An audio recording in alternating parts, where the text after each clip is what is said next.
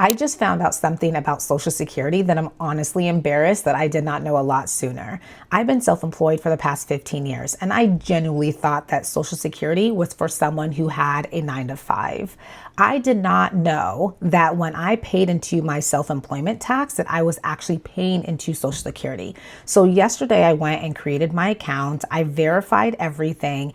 And the moment that I saw what the average person actually makes per month after retirement with Social Security, that's when I realized that nobody should be depending on this alone. So let me explain how Social Security works as a self-employed person, because I believe that a lot of women who are self-employed probably do not know this because I didn't either. So if you are self-employed, you are actually paying into Social Security through your self-employment tax. However, you have to pay both the portion as the employer as well as the employee, which is 15.3% of your net earnings. Okay. So you are building Social Security even though you are not a W-2 employee. Now, Social Security calculates your benefits based on your highest 35 years of earnings. So if there are any years that you did not earn anything or you earned a little bit of money, let's say that you earned zero, those zeros actually get calculated into the average, which can then bring your benefit down. Now, this is why a lot of self-employed individuals end up with a lower benefit than someone who had a consistent income for 35 years working a corporate job. So here's what the average person actually gets, and this is the part that should actually concern you. So the average retired worker gets around $1,970 per month in Social Security. So that's about $23,640 per year. Now, if you claim it early at 62, then that average actually drops to about $1,210 per month.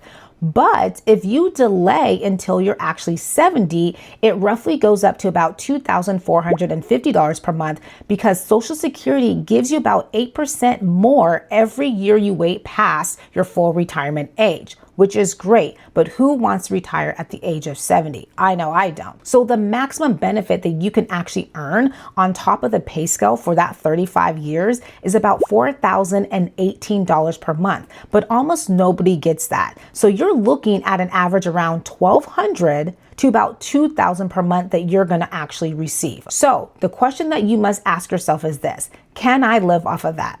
Can I pay my rent, my mortgage, my health care, groceries off of $1,970 per month? I can't. That is exactly why I built an entirely different plan. So here's my plan without it. Now that I know that I actually get Social Security, I'm actually going to now use it as a bonus, but not a retirement plan. My retirement plan is based on 3 accounts: my Roth IRA, my SEP IRA, and my brokerage account. Now let's look at my Roth IRA. I get a maximum contribution per year because I'm 45 years old for $7,500. Now, once I hit the age of 50, I now can have a catch-up contribution, and that means my maximum contribution every year is $8,600. So with that being said, my goal is to max out every single year that I'm 45 to 49 and when I'm 50 plus. So now let's look at my second bucket. Now, my second bucket is my SEP IRA. My SEP IRA allows me to contribute 20% of my self-employment net income with a maximum contribution annually at $72,000. So again, I'm looking to max out every single account, my SEP IRA as well as my Roth IRA. And then my third bucket is my brokerage account. And this is the account that I'm super excited about because there is no contribution limits. I can put in as much money as quickly as I can for as long as I want, and I can then have that on top of my SEP as well as my Roth IRA. So the way that I'm doing this consistently is because I have built 6 to 7 streams of income, and every single month, those streams are funding each one of those accounts. Now, here's the thing. If Social Security gives me the $1,970 a month on top of all that, then great. But I can tell you one thing, that's just going to be extra. I'm not building my future around it. So here's what I need you to do if you are in a similar situation. If you are self-employed and you actually thought that Social Security did not apply to you like I didn't, I want you to go to ssa.gov and create your new account. Now, the reason why you want want to do this is because you need to see your actual numbers. I need you to see what you're actually working with. And if that number actually scares you, good. Let it motivate you and drive you to create a plan that's going to work best for you, because you still have time and you don't want to depend on that $19.70 per month and hoping that it's going to be enough, because in most situations, it's not going to be enough money.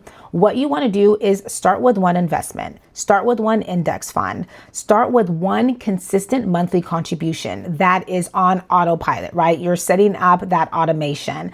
That's exactly how I was able to get started at the age of 44. And I'm already building a completely different retirement account than what Social Security alone could have done for me. I went 15 years plus paying self-employment tax, and not once did I actually thought that I was getting Social Security, but even thought to look about what Social Security can do for me.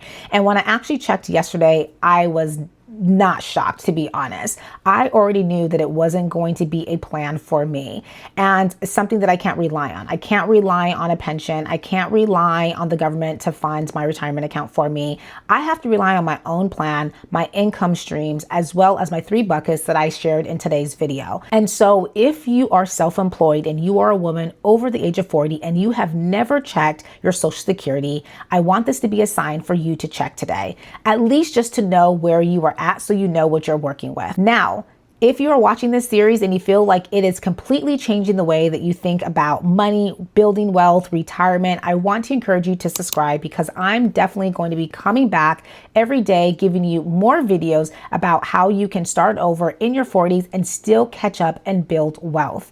Now, if you are new to my channel, I want to welcome you. My name is Deepae Alaru, and this is your Daily Dose with Deepae. I also want to encourage anyone who is looking to build multiple streams of income. If that is you, go ahead and comment income, and I will send you my free guide to help you create your first or next income stream after 40. Until next time, I want to wish each and every one of you a beautiful and blessed day.